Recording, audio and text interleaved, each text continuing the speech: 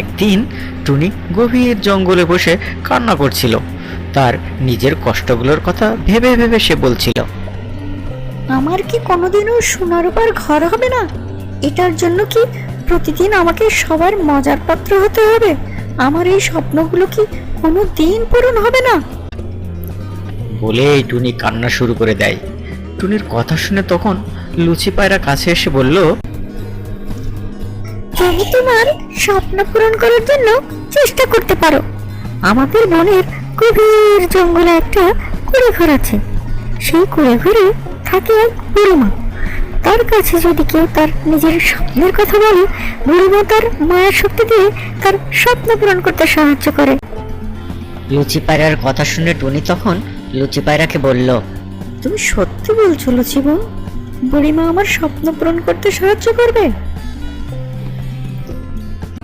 টুনির কথা শুনে তো লুচি পায়রা তখন বলল, হ্যাঁ টুনি বোন, তুমি তোমার স্বপ্ন পূরণের কথা বুড়িমাকে বলতে পারো। আমার বিশ্বাস বুড়িমা তোমার স্বপ্ন পূরণ করতে সাহায্য করবে। বনের সব পাখিরা টুনির এই স্বপ্ন পূরণ নিয়ে খুব মজা করত। সবাই যখন এক জায়গায় হয় তখন চড়ুই পাখি টুনিকে বলল, কিরে টুনি, তোর সোনার উপর ঘর কোথায়?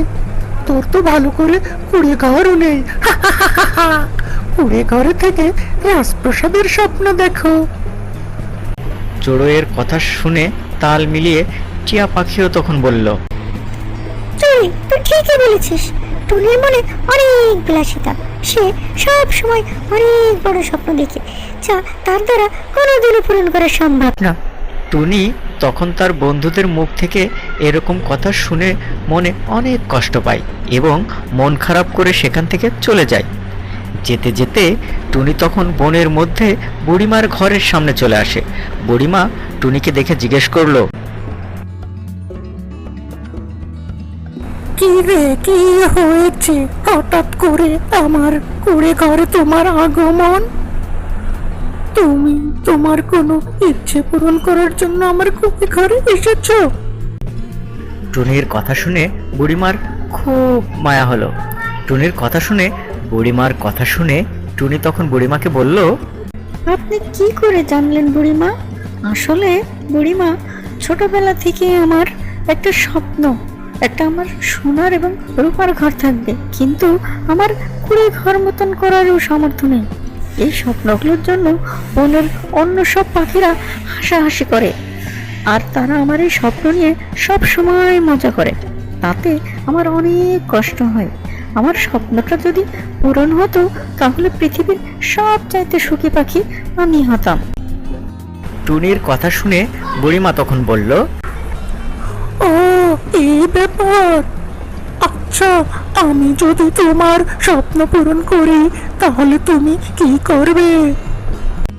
বুড়িমার কথা শুনে টুনি তখন বুড়িমাকে বলল, আপনি সত্যি বলছেন বুড়িমা? আপনি আমার স্বপ্ন পূরণ করবেন? আমার তো বিশ্বাস হচ্ছে না। আমার মনে হয় আমি কানে কম শুনছি। হ্যাঁ, তুমি ঠিকই চলেছ। আমি তোমার স্বপ্ন পূরণ করব, কিন্তু আমার একটা শর্ত আছে। তুমি যদি আমার শর্ত মেনে নাও তাহলে আমি তোমার স্বপ্ন পূরণ করব। তখন কেউ আর তোমার স্বপ্ন নিয়ে মজা করতে পারবে না। বুড়িমার কথা শুনে টুনি তখন বুড়িমাকে বলল, আমি আপনার সব শর্ত মেনে নিতে রাজি। যে শর্ত দিবেন আমি সেই শর্তেই রাজি।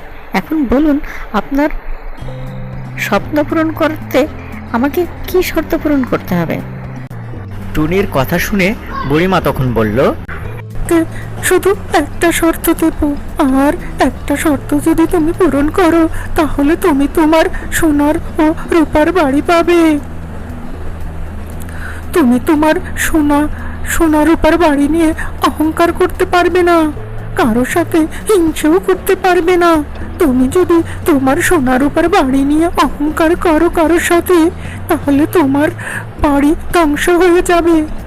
এখন তুমি বলো, আমার শর্তে তুমি রাজি? বুড়িমার কথা শুনে টুনি তখন বুড়িমাকে বলল, এইটা তো খুব সাধারণ একটা শর্ত। আমি আপনার সব শর্তে রাজি। আমি আমার সোনার উপর বাড়ি নিয়ে কোনো দিন অহংকার করব না।